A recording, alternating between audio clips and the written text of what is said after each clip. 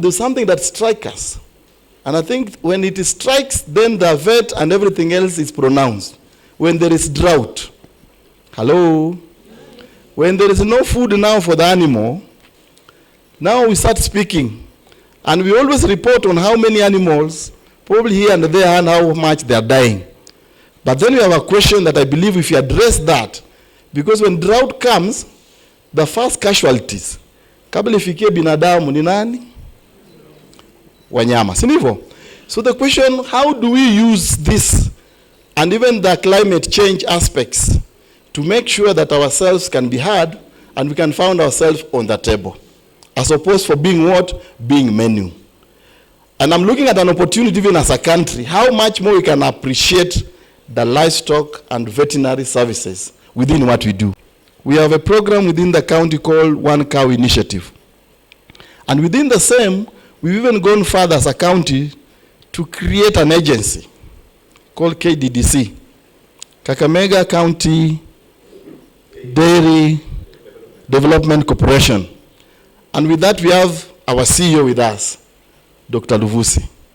Now, if that is taken into that level, to the extent we've even moved one more step, we are saying we're developing this agency with a mind that we want to come up with a milk processing plant, which we've started, and it's almost. One of the challenges that we are confronted with is climate change.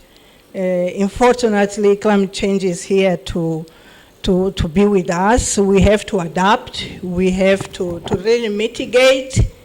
And in that regard, as FAO, in the context or under the umbrella of the UN, we really did so much in order to address particularly what we saw with regard to livestock. And our motto as FAO was really, if we save livelihoods, we are saving, of course, lives.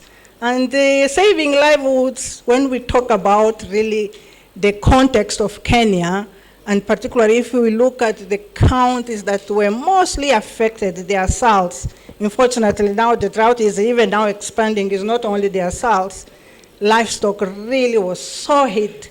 We are talking about 2.6 million of livestock that we lost.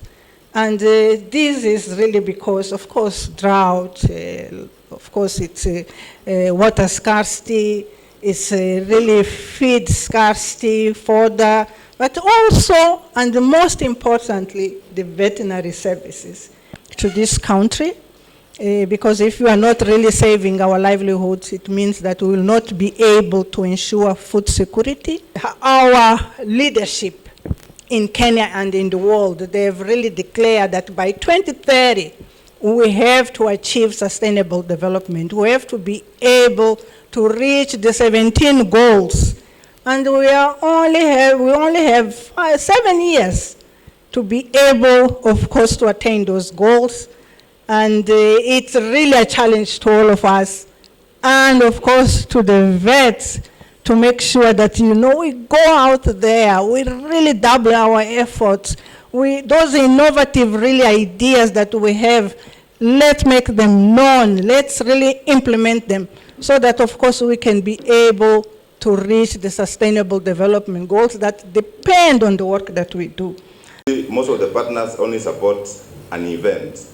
For us, we want them to support the management of KVA to realize its mandate. So I'm challenging all the partners who are here, including our chief guest, support our KVA management in terms of implementing the mandates of the association. Then we can have an impact. Issues like rabies control, KVA has members all over this country.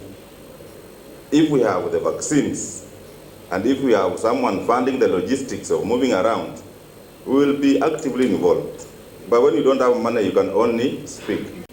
When we bring in those breeding programs, I think one critical bit was really just strengthen the delivery of the animal health services so that if they can be supported to follow up these animals on a regular basis, then you find that those animals will not be lost.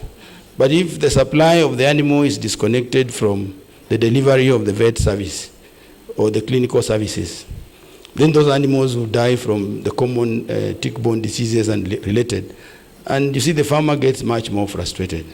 So I think as the program is proceeding, I want to invite you to strengthen your vet services so that each and every ward, at least, you have a trained technician who can be on call.